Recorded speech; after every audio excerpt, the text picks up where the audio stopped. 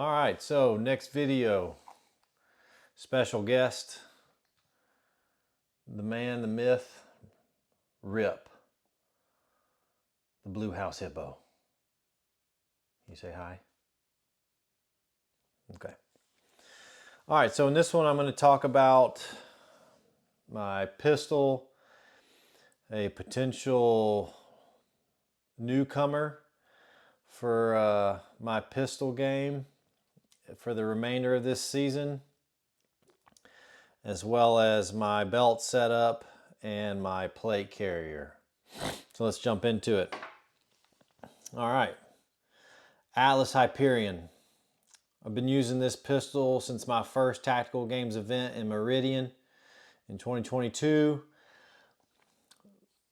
Incredible pistol. Very well built, very well engineered. It has performed flawlessly. It's very accurate. It feels, when you put this pistol in your hand, you can tell how well made it is. It is smooth. It is a pleasure. It is really fun to shoot this pistol. The trigger's incredible. It's a nice, light, crisp trigger that you would expect on a 2011 platform. This model, the Hyperion, originally came with iron sights. After Meridian, I shot it with iron sights in Meridian, and then after that I had it sent off and had a optic plate cut machined into it so I could run a Trijicon SRO, which, you know, as everyone's aware now, we are allowed to do that in the Elite Division. I also run a Surefire X300, not because necessarily I want to. Holster selection kind of forced me in that direction. The holster that I run requires it for the level 2 retention. You know, I try to sell it to myself in terms of that it acts as a, you know, counterbalance to help, you know, reduce that muzzle rise a little bit. But it's something that I am trying to get rid of because I'm trying to reduce every single ounce of weight I can in my kit for the Tactical Games events, because it matters. Really love the modularity of the grip panels here.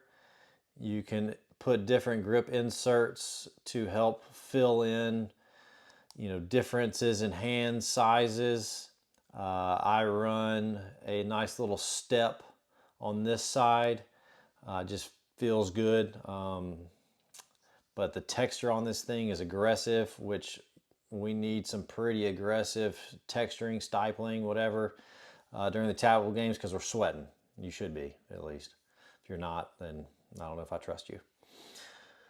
But yeah, great pistol. The biggest, one of the most important things, there's two, is when it comes to running this style of pistol, is making sure that it is well lubricated, and the magazines, keeping the magazines clean and tuned.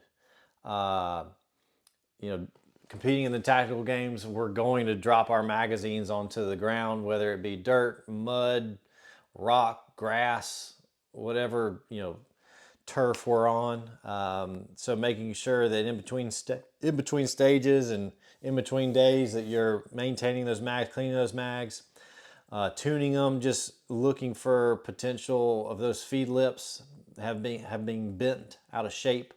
That will be a big problem and start inducing malfunctions in this type of pistol. So that's a big one if you're going to run this type of gun, is really paying attention to your magazines and making sure that they're squared away.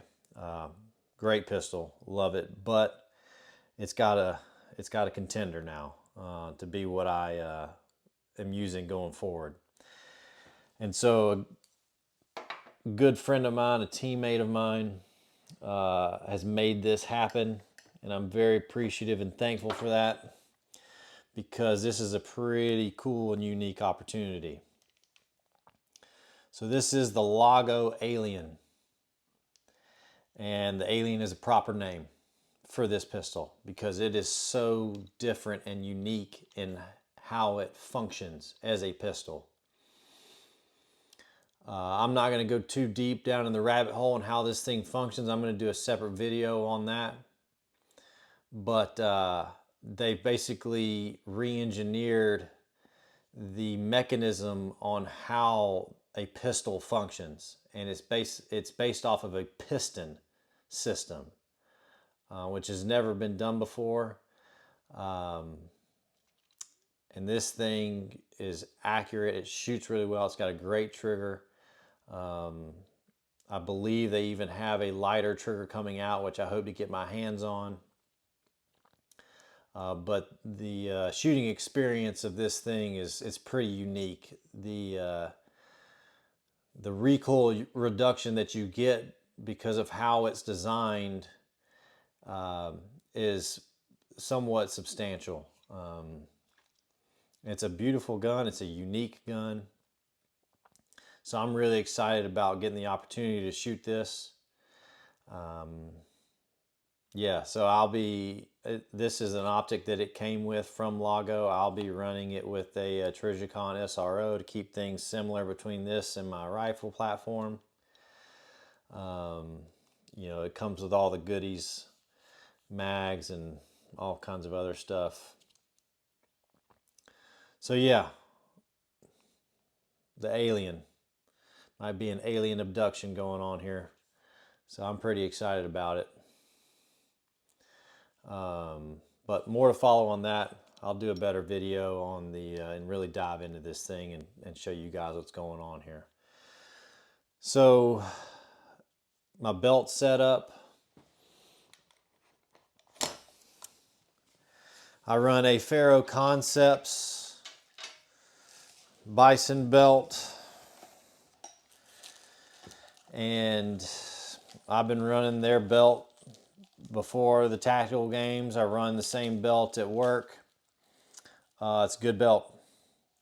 It's not bulky. It's very minimalist. It's got plenty of rigidity in it. And it's durable. I mean, this thing is, I have put this thing through it, and it's held up to the test for sure. So great belt there. A lot of belts that I've seen, they seem to just be bulky.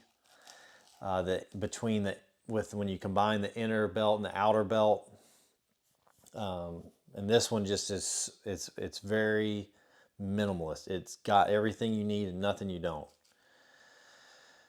As far as mag carriers, this will change. It'll change from stage to stage, depending upon the loadout. So for my AR mags, I use this fast mag. I don't exclusively use this. I have some others like the tacos and some other mag carriers. I like these because of how easy I can get them on and off. And they can stack on top of each other very easily. They're simple. There's not a lot going on here at all, as you can see. But they hold the mags really well. I've never had one come out. Never had one come loose. So good stuff there. Fast mags. Pistol. Another very simple. I mean, there's nothing hanging off of it. There ain't no strings or nothing. It's basically just a pouch with a little plastic insert. These are the S-Tac mag pouches for 2011. I actually just ordered a new one as well because I kind of forced this one at a 45. I like to run my first pistol mag at a 45 just for speed coming out of a reload.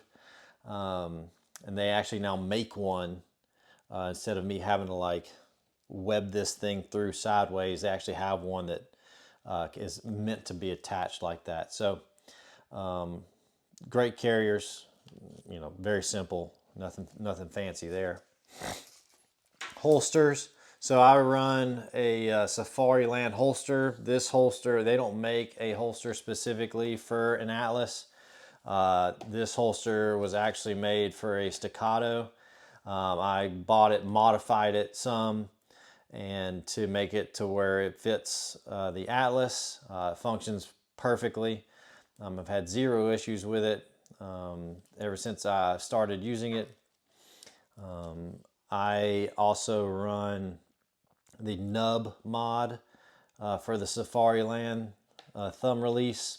Just gives you a little bit more real estate to when it comes time to draw that pistol. My plate, the drop plate that I use is True North.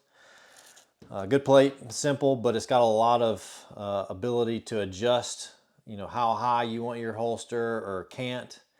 It's nice and rigid, slim, lightweight, and it's got the leg retention belt as well to help keep this thing from bouncing all over the place. You know, I've kind of got longish arms, so I'm trying to, you know, just wearing something right on the belt, I really have to get compact, get that quick draw. So this drops it down a little bit on my leg, so I'm not having to really crank that elbow back as much to get that good purchase. So I like to wear mine a little bit lower, and this leg strap helps keep things nice and tight when we're bouncing around doing what we do at the tactical games. So there's that. Plate carrier. I run a Faro Concepts plate carrier. As you can see, there's a trend here. Like when I find a company that does things right, I tend to stick with it. This is their Slickster. Super minimalist plate carrier. There's not a lot going on here at all. Elastic cummerbund, which I like because it, you know, allows me to breathe a little bit easier if I need to strap it on tight or if I need to loosen it up, whatever. You know, it's got the cuts here that I can run a kangaroo pouch or some type of magazine pouch on front here if I, for some reason, need to carry extra mags, or just the stage kind of lends itself to carrying something up on my chest, which I try not to do. But yeah, good plate carrier. I mean, it's nothing really much to it. The plates that I run are the Jacked Rabbit plates. My man Nick, great dude, competitor in the tactical games. We met in Meridian. Actually, I saw him put a post up just recently of us. We were competing next to each other in Meridian in the tactical division. It was funny to see that. He makes these plates that go inside here, the Jacked Rabbit plates. Highly recommend them. They are perfectly weighed out to what you need to have as far as the tactical games requirements go. They fit in here nice and tight.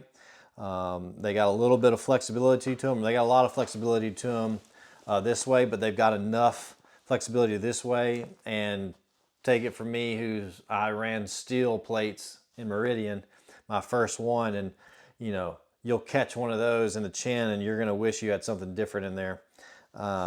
So these are great plates, super durable, well made by the man Nick himself. So go check those out. Yeah, so there's that. So I appreciate you guys commenting. There was a good comment on there that I'm going to do another video on, just kind of the progression of tools that I've been going through, as from, you know, when I first started to where I am now, and, you know, components of my rifle or whatever that I've kind of phased out as I've learned some things. So I might do a video on that. That might be a good little video. So, but if there's something you want to see, once again, comment. And I appreciate you guys. If you like, subscribe to these videos, subscribe to the channel. Yeah, and we'll just keep hammering, man. Thanks, guys.